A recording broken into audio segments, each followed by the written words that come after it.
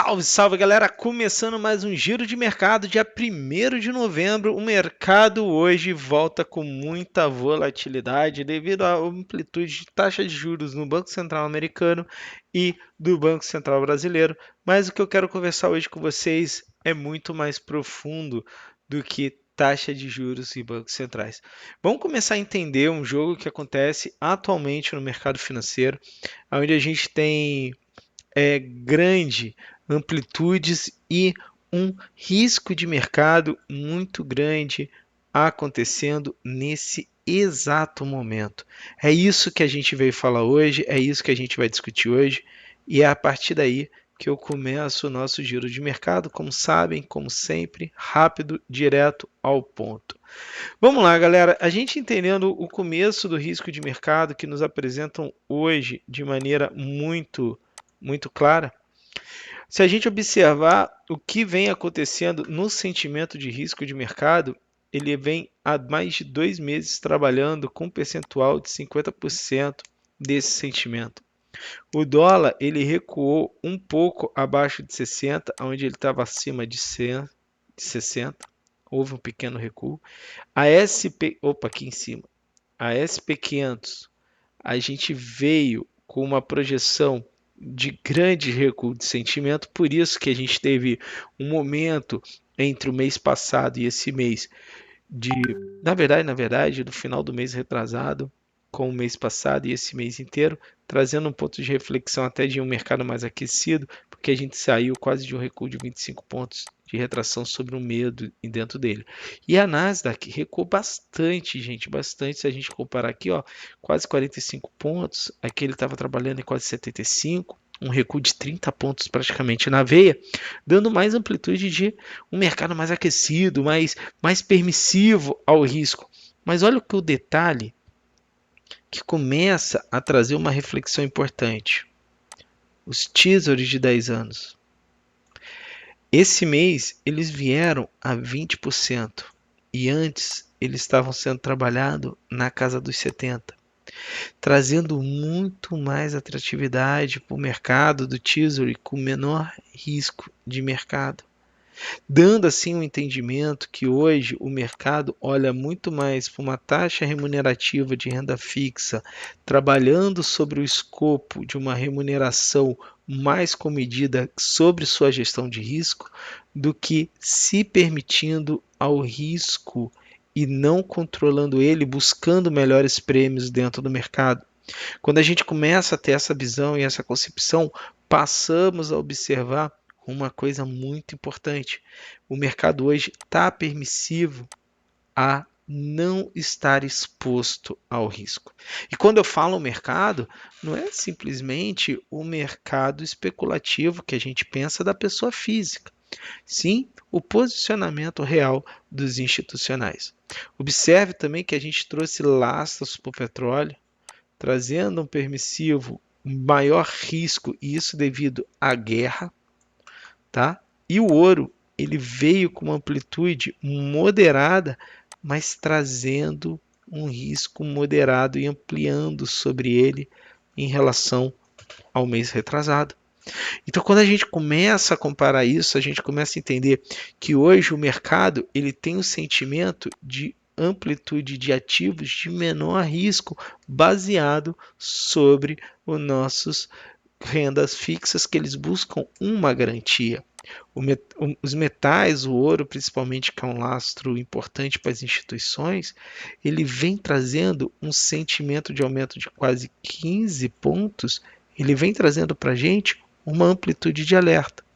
Nem o mercado está querendo se lastrear muito sobre os metais. Está buscando lastros, sim, reais e garantidores deles, além de metais. E aí abre um preceito do início dessa nossa conversa. E no início do dia de hoje, do nosso giro de mercado. E qual é o preceito? Exatamente essa conversa que eu quero ter com vocês, debruçado sobre a SP500.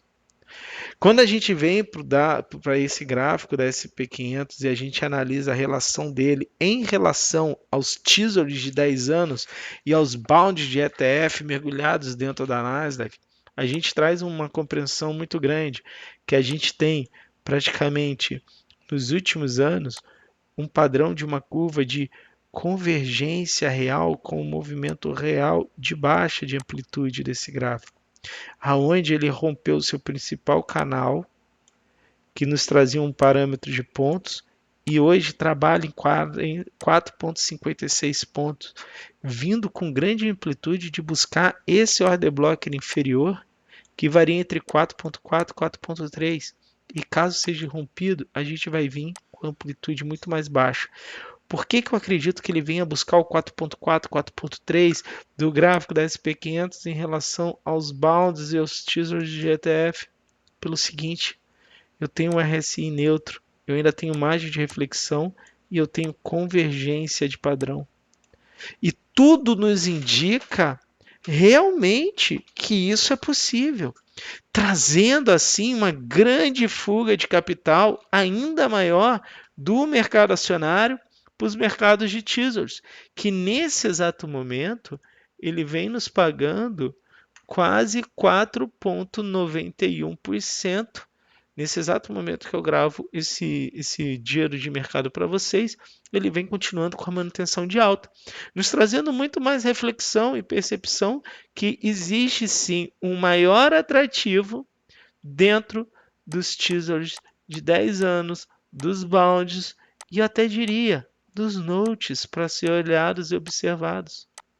E a partir desse momento que a gente tem essa clareza de percepção de mercado, a gente começa a entender claramente a fuga, a corrida por lastros. E quando a gente vai no início do vídeo e observa que o gráfico de risco, todo mundo está tentando consolidar esse risco e há uma fuga para o mercado de menor risco já precificado, que são os teasers, traz confluência com o que a gente assiste dentro do gráfico de correlação da SP500 com títulos de tesouro de 10 anos.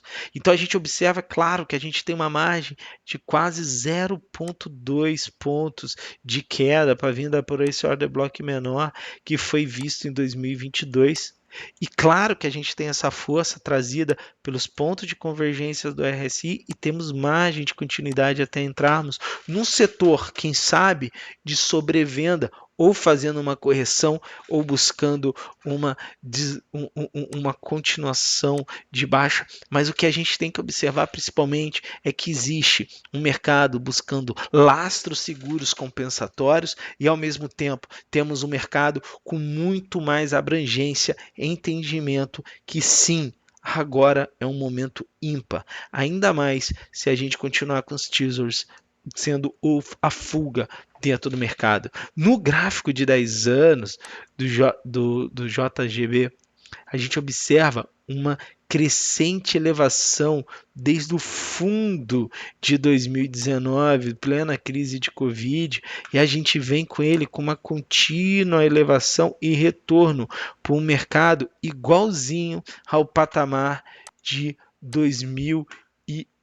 Observa aqui, galera, a gente vem reaquecendo os prazos de 10 anos, buscando a mesma janela de 2008. Mais uma vez, o mercado eleva a sua projeção de risco, trazendo novamente uma margem, um entendimento que há um grande risco hoje de exposição dentro do mercado e sobre a sua volatilidade. E aí a gente não podia deixar de falar de um dos principais ativos que mais estão trazendo disfunção dentro do mercado mundial, que é o Ien. O que o JPY, o Ien no câmbio, está fazendo e está realizando? Gente, uma coisa muito simples. Desde a crise de 2019 e o aprofundamento dela com o Covid, etc., o Ien ele entendeu, junto com a política monetária japonesa, que há uma forma do Japão não depender mais da China e da Índia, é se reindustrializando. Esse processo de reindustrialização, ele vem comedido com um bônus cambial. Cara, vamos parar de especular na maneira errada e vamos começar a ter percepção e clareza sobre o que está reagindo dentro do mercado. As empresas japonesas, elas vendem muito mais do que vendem para o exterior, muito mais do que vendem para o mercado interno. O seu grande trunfo é o dólar. Uma vez que a gente começa a compreender esse processo, e no Math Club eu já expliquei, deixo isso bem aberto para a galera, a gente começa a ter um entendimento muito mais profundo e racional de um mercado que busca um prêmio. Qual é esse prêmio? É um prêmio inverso. É como se o Estado tivesse se desvalorizando, não tocando na taxa de juros, deixando se acomodar para premiar as empresas para que custeiem a reconstrução do polo industrial japonês. E é exatamente isso que a gente observa hoje dentro de, mais uma vez, o ien romper os 150 e chorar em cima dos 151 pontos sobre o dinheiro em relação ao dólar, buscando renovar altas de 1995, 1999, 85, 89. E se a gente for olhar dados históricos, o ien pode ser desvalorizado altamente, assim como na sua crise de 1985, que foi um presságio para a grande derrotada de 1987 nas indústrias norte-americanas, conhecido como Black Monday. Não quero que vocês façam somente correlações, mas eu quero que vocês observem a puxada de movimento e o início do presságio de que tudo aconteceu. Quando a gente vem para o índice de confiança do consumidor, a gente observa claramente que esse índice hoje chora em 102,60 pontos. Não trabalhando nas suas mínimas, que já foram abaixo de 90, em torno de 81, 82 pontos, mas trazendo um desafogo no continuismo da inflação. E isso nos traz um entendimento que as taxas base de juros estão apertando o crédito e o crédito não é mais fornecido e o custo de consumo não abrange tanto mais o mercado. A gente pode observar isso claramente nos dados já vindo dentro do Reino Unido e dentro do mercado, principalmente do mercado europeu, que a gente observou essa semana. Mas o inverso disso é que o mercado americano ele continua altamente em consumo e continua em projeções contínuas de um mercado aquecido. E aí a gente tem que observar bastante todo esse fluxo. Tá?